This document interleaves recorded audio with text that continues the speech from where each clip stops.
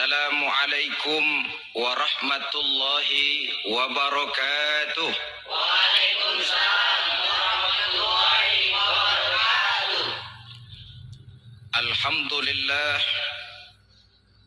wassalatu wassalamu ala sayyidina Rasulillah sayyidina wa maulana Muhammad ibn Abdullah wa ala alihi wa sahbihi wa mawalah.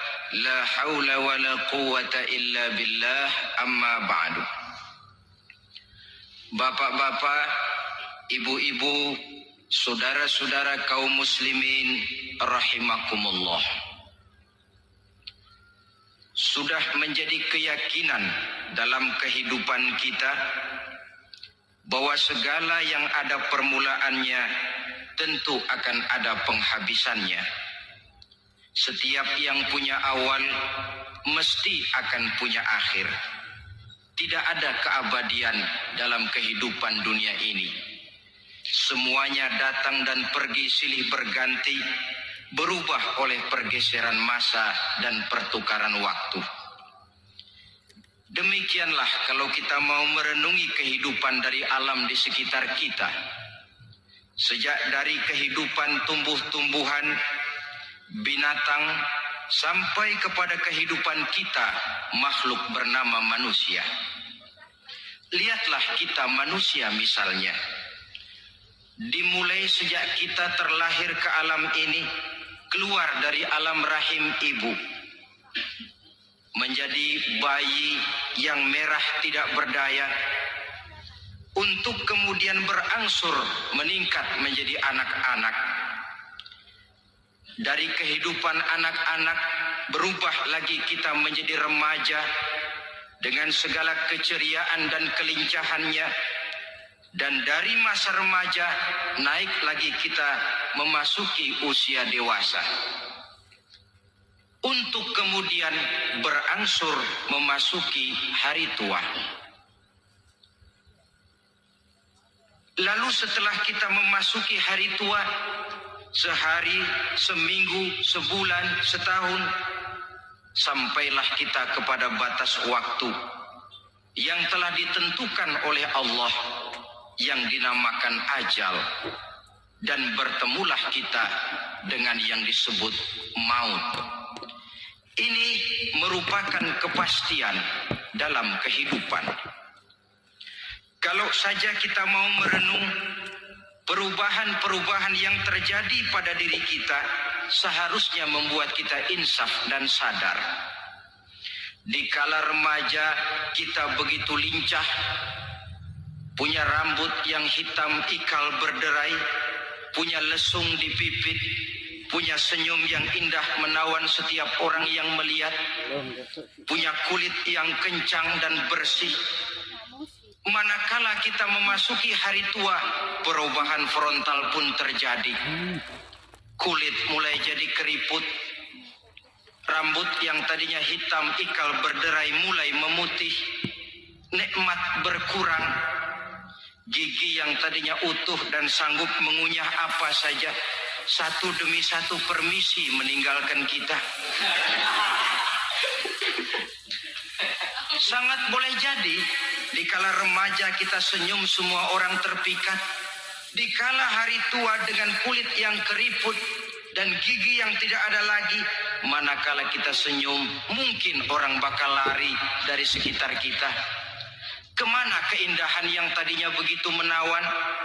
Kemana senyum lesung pipit yang tadinya menarik perhatian orang? Pergi meninggalkan kita, berubah oleh pergeseran masa dan pertukaran waktu. Nah, bila maut datang menjemput kita, selesailah kehidupan sampai di situ? Ternyata belum. Kalau lahir merupakan perpindahan hidup dari alam rahim ke alam dunia, maka mati hakikatnya merupakan perpindahan hidup dari alam dunia ini ke alam kehidupan yang berikutnya, yang dinamakan dengan alam barzah. Andai kata hidup cuma sekali, secara moral kita sanggup berkata, alangkah tidak adilnya Tuhan. Kenapa? Dalam kehidupan ini kan aneka ragam terjadi. Ada orang yang zolim, ada orang yang dizolimi. Ada orang yang membunuh, ada orang yang terbunuh. Ada orang yang kaya, ada orang yang miskin. Ada orang yang jujur, ada orang yang menghalalkan segala cara. Sehingga banyak ketidakadilan yang terlepas daripada pengadilan dunia. Lalu orang pun bilang, di dunia ini katanya banyak pengadilan tapi sulit keadilan. Di dunia ini mudah mencari pengadilan tapi sulit untuk mencari ketidakadilan. Andai kata hidup cuma sekali, tidak akan ada hidup sesudah hidup yang sekarang ini. Bagaimanakah nasib mereka yang lepas dari pengadilan dunia ini? Alangkah tidak adilnya Allah, andai kata tidak ada kehidupan sesudah hidup yang sekarang. Tentulah akan terjadi di mana orang menghalalkan segala macam cara untuk mencapai tujuan. Yang penting kan saya kaya, yang penting kan saya punya jabatan dan kedudukan tinggi. Kalau perlu jilat atas. Kalau perlu sikut kiri kanan. Kalau perlu injak bawah, injak yang bawah. Ini prinsip daripada orang-orang komunis. Dan pantas karena mereka tidak percaya kepada kiamat. Pantas karena mereka tidak percaya akan adanya kehidupan sesudah hidup yang sekarang ini.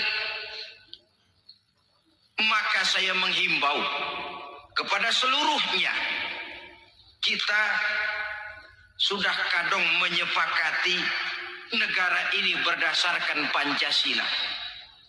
Kita sudah kadung konsensus bahwa PKI dengan seluruh ajarannya tidak punya hak hidup di bumi Pancasila yang kita cintai ini. Maka salah satu ajaran PKI tujuan menghalalkan cara. Kita orang Indonesia yang berbudi pekerti luhur, yang punya nilai budaya tinggi, janganlah sampai mencaci PKI, membubarkan PKI, mengutuhkan PKI, tapi dalam kehidupan sehari-hari prakteknya prinsip komunis kita pakai. Apa itu? Tujuan menghalalkan cara. Asal sudah tujuan tercapai, cara apapun saja halal. Itu pandangan hidup orang yang tidak percaya kepada adanya hari akhirat. Sebagai muslim yang yakin akhirat ada, kiamat pasti akan datang. Hidup tidak cuma sekali. Maka kalau kita zalim, kalau kita berbuat aniaya, kalau kita melakukan korupsi, kalau kita merugikan orang lain, boleh jadi kita terlepas daripada pengadilan dunia. Tapi ingatlah, kita tidak akan pernah lepas dari pengadilan Allah. Pengadilan Qadhi Rabbul Jalil, di mana kita akan diadili dengan seadil-adilnya. Dan tidak satu perbuatan yang bersifat salah, yang bagaimanapun kecilnya, yang akan lepas dari pengadilan di akhirat itu nanti. Pantas saja kalau satu hari malaikat Jibril datang menasihati Rasulullah sallallahu alaihi wasallam. Yang artinya juga menasihati kita semua. Apa kata malaikat Jibril kepada baginda Nabi? Ya Muhammad, ish ma syi'ta fa innaka mayyitun. Hai Muhammad, hiduplah semau kamu, tapi jangan lupa kamu pasti akan mati. Kalau memang dilarang tidak terlarang, dicegah tidak tercegah, kamu mau melaksanakan hidup menurut maumu sendiri, persilakan, hiduplah menurut mau dan gayamu. Tapi jangan lupa, fa innaka mayyitun, satu saat kau pasti bakal mati. Dan mati itu bukan akhir dari segalanya. Dia babak baru bagi kehidupan selanjutnya.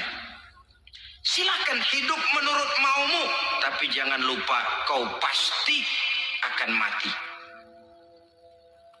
Wa'mal ma syi'ta fa innaka majziyun bih. Kerjakan apa saja yang kamu mau. Kalau kau mau menghalalkan segala macam cara, persilahkan halalkan segala macam cara. Tapi jangan lupa kau akan mendapat balasan dari seluruh amal perbuatanmu. Wa ahbib ma syi'ta fa innaka mufariquhu. Dan cintailah apa saja yang mau kau cintai. Kau cintai anak istrimu, silahkan.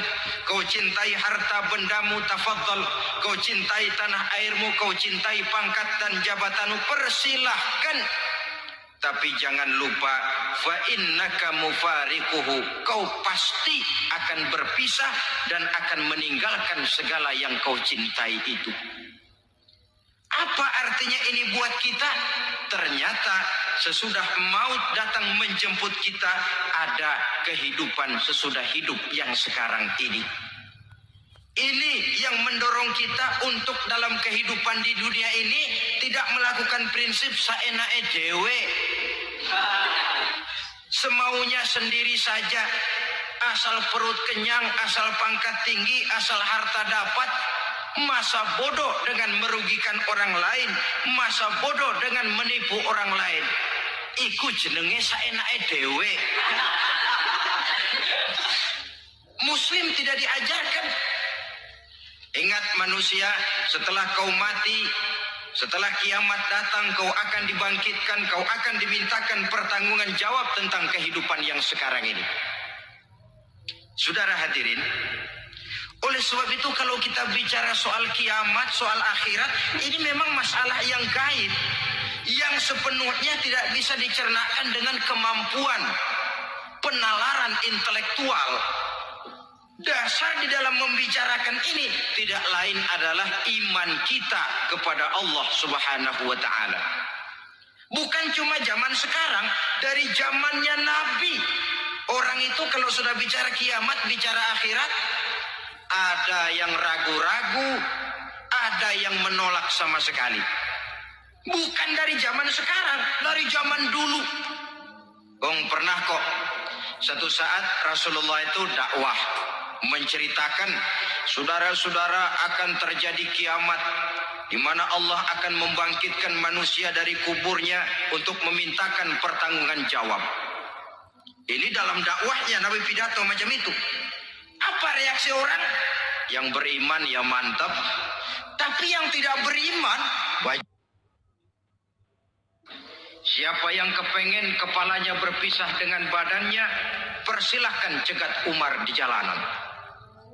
Besok dengan tenang dia berangkat hijrah, gak ada yang berani nyegat. Tuh Quraisy juga barangkali mikir, gue ngapain nyegat penyakit.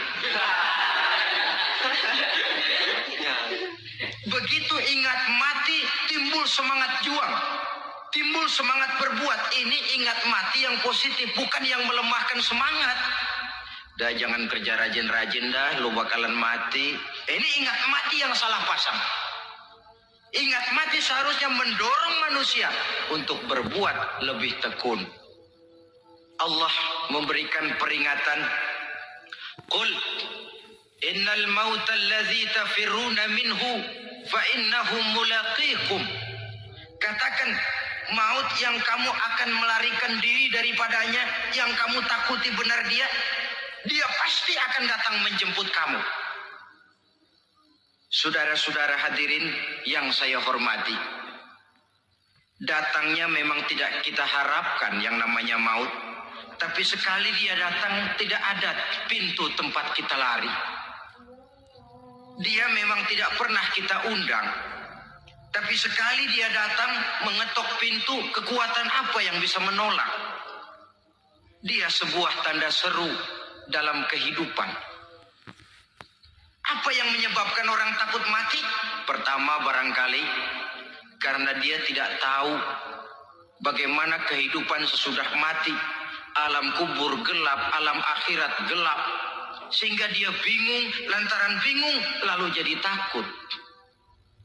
Yang kedua boleh jadi oleh bayangan-bayangan dosa yang pernah dia kerjakan di dunia ini. Kerjanya cuma menumpuk dosa. Dia gembira, bahagia, tertawa di atas tumpukan dosanya. Merasa segan berpisah dengan seluruh kehidupan ini.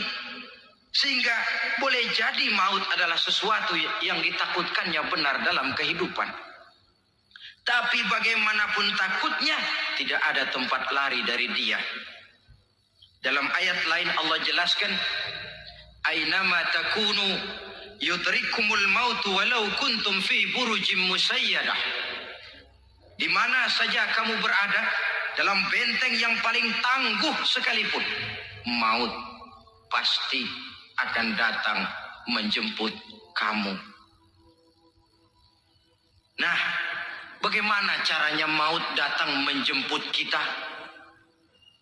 Bila datang dia, sang malaikat pencabut nyawa, malaikat Israel namanya, hendak mengambil ruh kita. Dalam suasana macam begitu, di akhir kehidupan dunia, dalam berhadapan dengan sakaratul maut, terbagilah manusia dalam dua bagian besar. Pertama, yang menghadapi sakaratul maut itu dengan husnul khatimah, baik di akhirnya, sehingga pada saat ruhnya berpisah dengan jasadnya, kelihatan dia seperti senyum, mukanya cerah. Bahkan sebelum itu boleh jadi dia sempat meninggalkan pesan-pesan yang baik.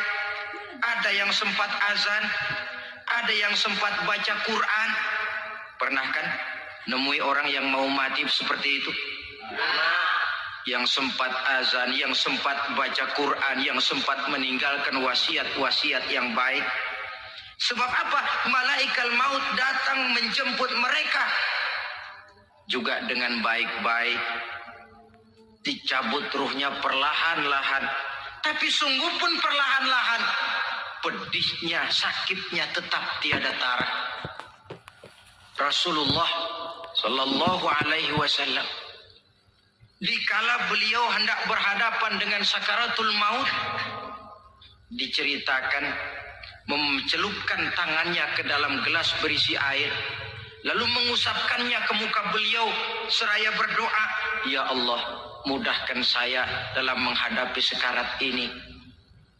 Beliau juga yang mengatakan bahwa sakitnya sakaratul maut sama dengan 300 kali bacokan pedang.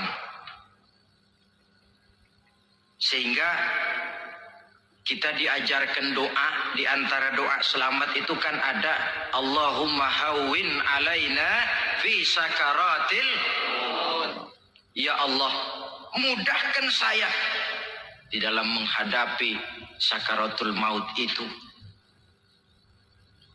Ketika ruh ini keluar dari jasad, mata masih mengikuti ruh itu.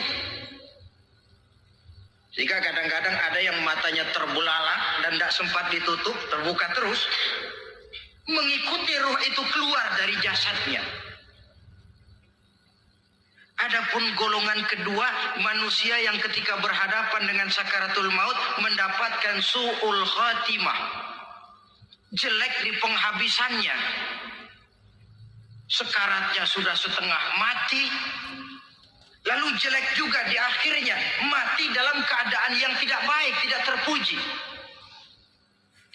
Ada yang lagi megang kartu, mati. Ada yang lagi di tempat ngadu ayam, mati. Ada yang lagi di tempat pelacuran, mati. Ada yang lagi megang botol minuman keras, mati. Nih barangkali malaikat maut gemes banget nariknya, lu bajingan, lu tarik terus ya. Mati su'ul khatimah. Makanya bagus itu. Kadang-kadang di majelis-majelis taklim kan sering dibaca Ya Allah biha, Ya Allah biha, Ya Allah bihusnil khatimah. Kan ada itu? Ada enggak? Saudara hadirin, mohon agar oleh Allah kita diberikan husnul khatimah, baik di saat ruh akan berpisah dengan jasad. Ini sesuatu yang pasti. Sang malaikat maut datang menjemput nyawa. Setelah ruh berpisah dari badan, maka tinggallah sang badan, ditangisi oleh semua yang kita tinggalkan, sehingga kepada putrinya Fatimah ketika malaikat maut datang hendak menjemput baginda Nabi, beliau berkata kepada anaknya, Fatimah, kamu tahu siapa yang datang? Saya tidak tahu, Bapak. Yang datang hadimul lazat, itu dia yang menghancurkan seluruh kesenangan dunia.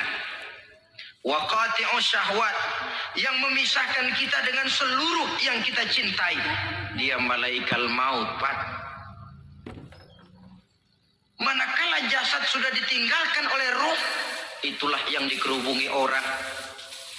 Anak menangis, istri menangis, orang tua bersedih, teman-teman merasa kehilangan, menangisi jasad. Diuruslah jasad kita, dimandikan sebagaimana mestinya, dikafankan dengan kain putih 3 lembar. Itu yang hendak kita bawa kembali ke tempat asal kita. Pakaian sutra, jas yang mereknya Switzerland wool, kain yang Samarinda, sepatu yang Belly atau Beltoni, jam tangan yang Rolex, kendaraan yang serba mewah. Tidak ada yang menyertai kita. Kain putih 3 lembar itu saja lagi. Demi setelah dikafankan, dibujurkan kita menghadap ke arah kiblat. Orang banyak pun datang menyolatkan kita dengan 4 takbir, diiringi dengan doa. Lalu upacara pelepasan, berangkat kita meninggalkan anak, istri, suami, kampung halaman, tanah air, bahkan alam dunia ini. Selamat tinggal alam dan seluruh isinya. Tinggallah yang tinggal. Saya akan kembali ke tempat asal dari mana saya datang untuk kembali mempertanggungjawabkan seluruh perbuatan saya dalam kehidupan ini. Manakala upacara pelepasan selesailah sudah, dimasukkan kita ke keranda jenazah, digotong orang, bismillah wa ala millati rasulillah, dibawa ke tempat peristirahatan terakhir katanya. Padahal dulu kalau mau kita istirahat, ke villa lah kita, ke Bali lah kita, ke Hong Kong lah kita, ke tempat-tempat tamasya yang indah. Oh, rupanya akan sampai juga perjalanan menuju tempat peristirahatan terakhir, yang luasnya tidak akan lebih dari 2 kali 1 meter. Diusung orang kita, diantarkan orang banyak. Manakala sampai ke atas yang lahat, pengusung jenazah dibuka, diturunkan kita ke liang lahat, dibaringkan. Gumpalan tanah akan jadi bantal kita. Muka dibuka, dihadapkan ke arah kiblat. Setelah itu ditutup tiang lahat kita, liang lahat kita dengan kayu. Masih belum kurang, diuruk dengan tanah. Yang menguruk orang-orang yang tadinya mencintai kita, menyayangi kita. Tapi ketika jasad sudah ditinggalkan ruh, habis rupanya cintanya. Coba jasad kalau sudah ditinggalkan ruh, 3 hari aja di rumah serem. Ya mayit, siapa yang betah nemenin mayit?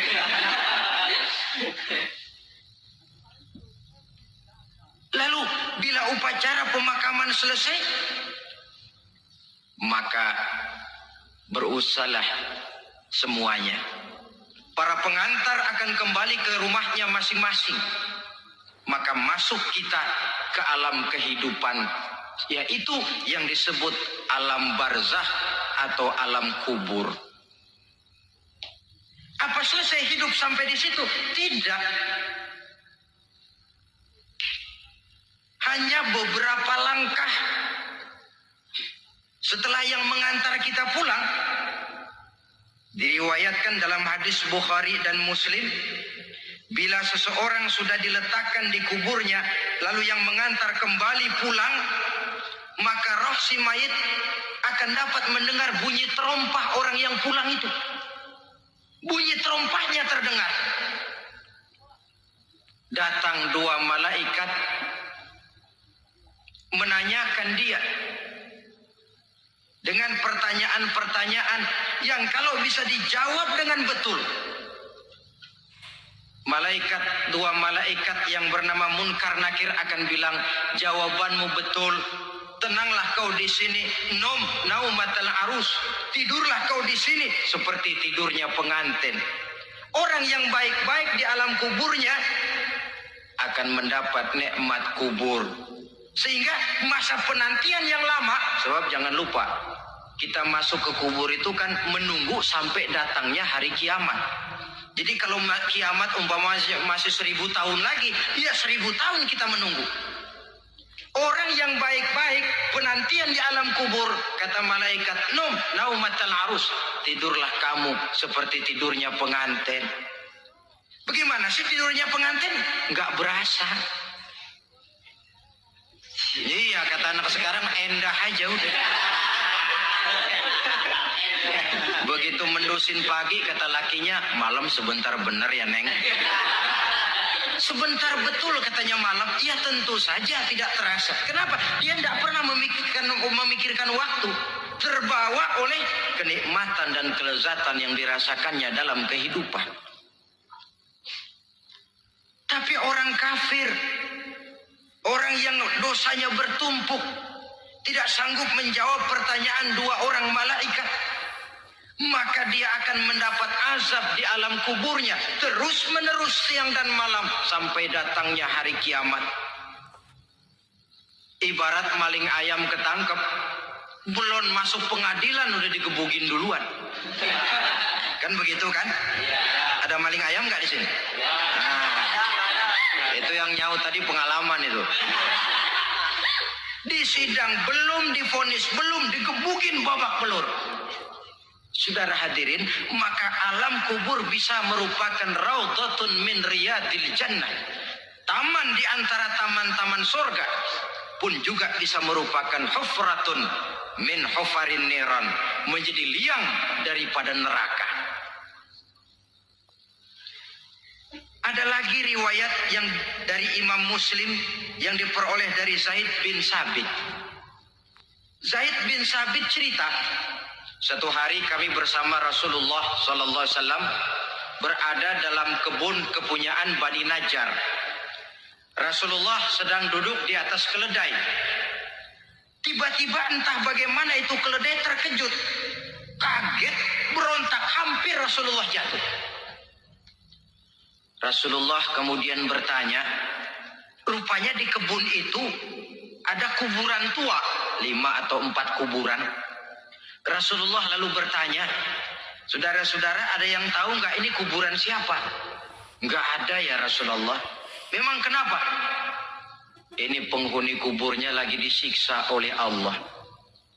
Andai kata boleh saya mohon kepada Allah supaya kamu dengar seperti yang saya dengar, andai kata saja kamu kuat mendengarnya, saya pasti akan berdoa. Tapi sayang, saya yakin kamu pasti tidak akan kuat mendengar mereka mendapat azab di kuburnya. Hadis sahih riwayat Imam Muslim dari Zaid bin Sabit. Kehidupan di alam barzakh. Pak, iya kalau yang matinya dikuburin. Lah kalau yang matinya diceburin ke laut, dibakar, di medan perang hilang, nggak ketahuan kemana jenazahnya. Saudara, hilang kek, dikubur kek, di dalam lautan direndam kek, itu kan cuma logika kita. Menurut Allah tidak ada perbedaan orang mati dikubur di dasar lautan atau dibakar sampai jadi abu atau gugur di medan perang tidak ketemu jenazahnya. Entah mereka tetap masuk ke alam barzakh namanya. Jasad boleh hancur, tapi roh sebagai sumber kehidupan, pusat kesadaran dan pengertian, dia tetap ada, mengalami kebahagiaan dan kegembiraan atau mengalami kepedihan dan penderitaan, bergantung kepada amalan yang kita lakukan dalam kehidupan di dunia ini. Maka dalam Yasin tadi kan jelas, qul yuhyiha alladzi ansha'aha awwala marrah, Yang menghidupkan mereka yang dikubur di dasar lautan, mereka yang dibakar sampai jadi abu, yang akan menghidupkan ialah Allah yang menciptakan mereka dulu pertama kalinya. Jadi kalau sudah ada aslinya, ya tentu tidak perlu contoh lagi, akan sangat mudah membuatnya. Orang tua kita, keluarga kita yang sudah berpulang, mereka di alam barzakh sekarang ini bisa mendapat nikmat kubur, bisa mendapat azab kubur, bergantung amalan mereka dalam kehidupan di dunia ini.